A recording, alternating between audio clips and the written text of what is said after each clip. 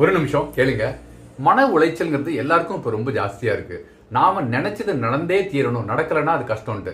இப்படி தான் ஃப்ளைட்டை பிடிக்கணும்னு ஒருத்தர் வந்து டிரைவர்கிட்ட சொல்கிறாரு, தம்பி காலையில் 3:30 வந்துரு, எனக்கு 5 மணிக்கு ஃப்ளைட் இருக்குன்ட்டு.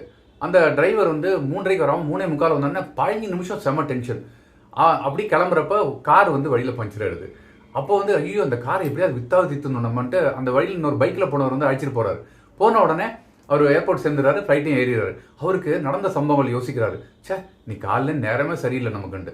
ஆனால் ஃப்ளைட்டு போயிட்டு இருக்கிறப்போ அதில் இன்ஜினில் ஏதோ கோளாறு இருக்குது, நம்ம எவ்வளோ முயற்சி பண்ணிட்டோம், ஃப்ளைட்டை வெடிச்சிடும் போல இருக்குன்னொடனே அடடா இறைவன் நமக்காக வழி சொன்னாரோ, அதனால தான் அவர் அந்த டிரைவரும் லேட்டாக வந்தார், நம்ம காரும் பங்க்சர் ஆச்சு, நம்ம புரிஞ்சிக்காமல் போனோமேன்னு.